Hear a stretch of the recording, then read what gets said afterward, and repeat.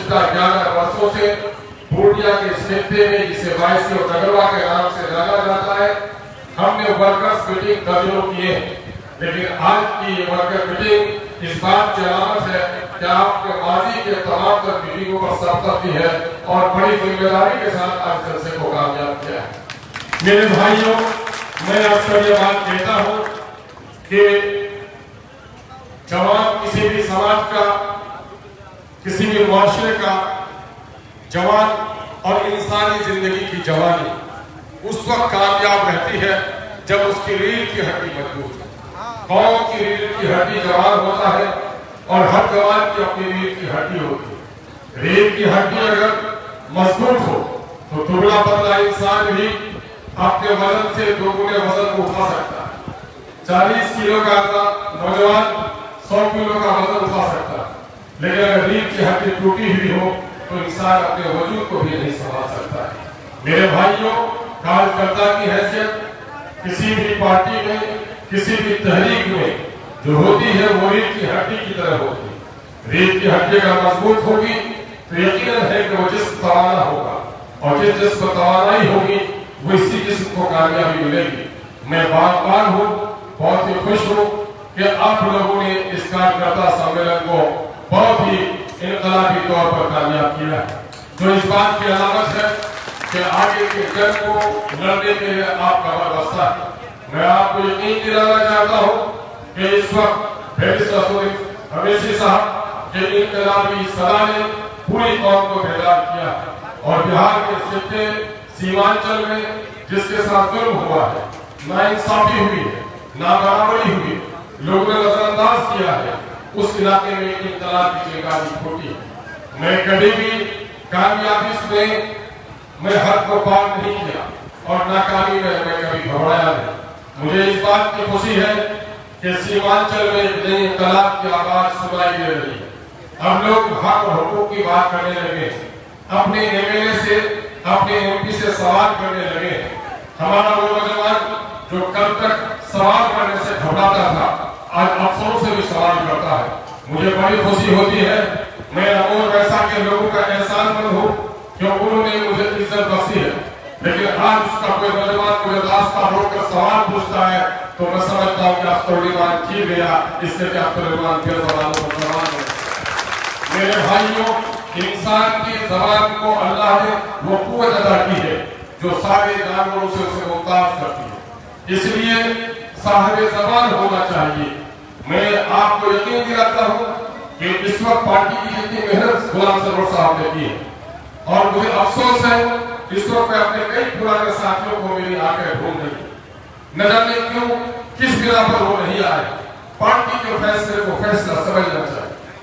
अभी बिहार में सिर्फ 2 आदमी का पार्टी ने बाकायदा टिकट ऐलान किया है हमारे देश साहब। एक का नाम है जनाब तौसीफ साहब जो माधुगुल से है, दूसरे का नाम रंजीत राणा साहब है जो ढाका से है।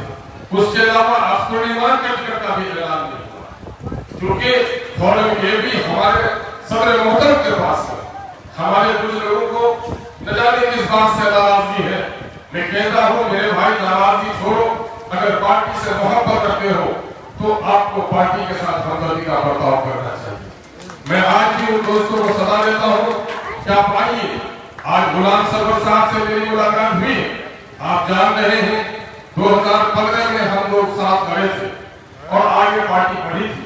घर घर पार्टी का पैगाम गया था, पतंग का निशान आप तक पहुंचाने वाला खादिम उस वक्त यहाँ अगर कोई बढ़ चढ़कर काम किया था तो उसका नाम भाई गुलाम सरवर था।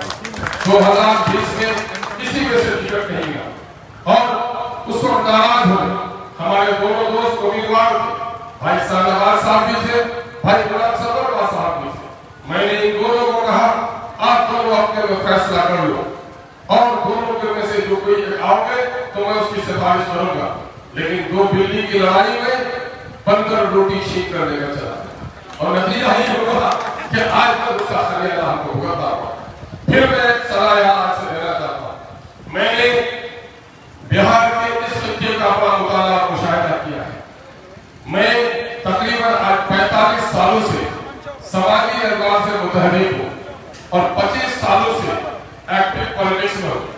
मैंने इस इलाके की बेबसी देखी, मैंने इस इलाके में दलालों को, लोगों को लूटते हुए देखा है, डाकुओं का चलन भी देखा है, जागीरदारों का जुल्म भी देखा है, गरीबों की बेबसी भी देखी है, यतीमों की लाचारी भी देखी है।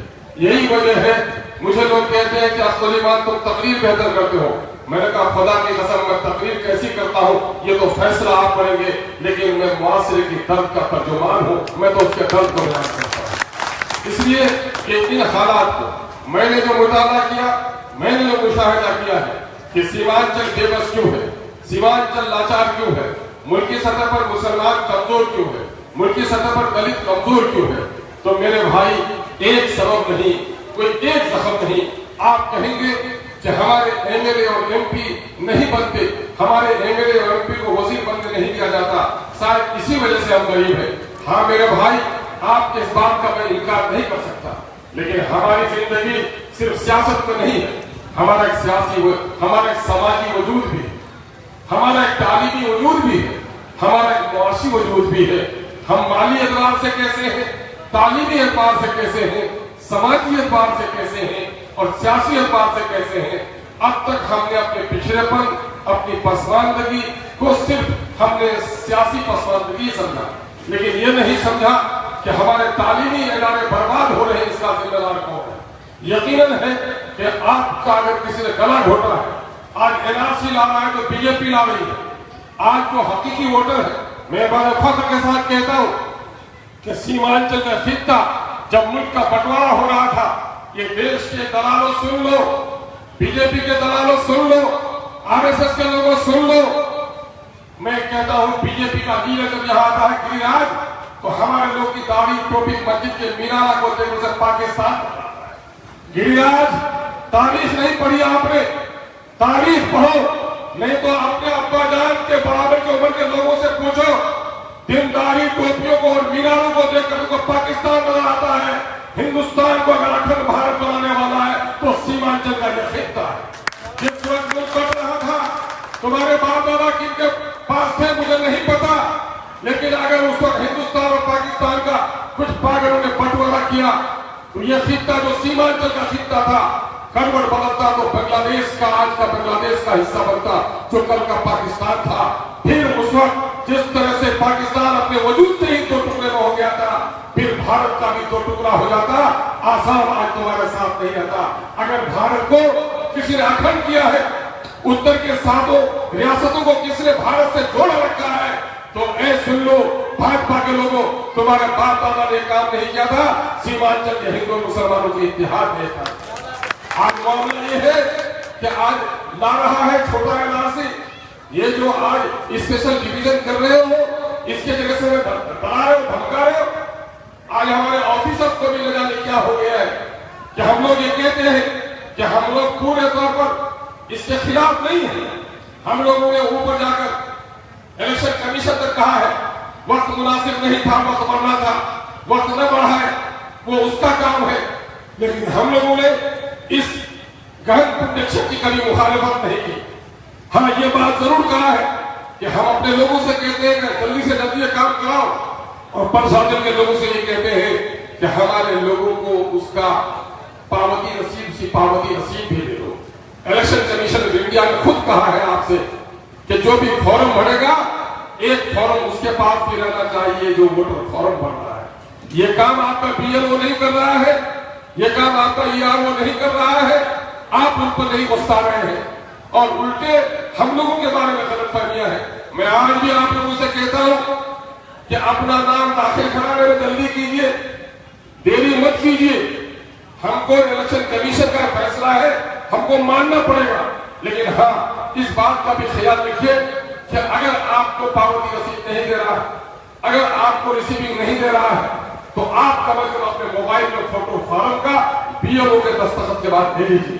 और फिर हमारे जो पढ़े लिखे नौजवान हैं वो बैठिए देखिए कि मेरे नाम का सही इंदराज हुआ कि नहीं हुआ, मेरे नाम का सही इंदराज हुआ कि नहीं हुआ, मेरा जो आईडी था उसको आपने चढ़ाया कि नहीं चढ़ाया,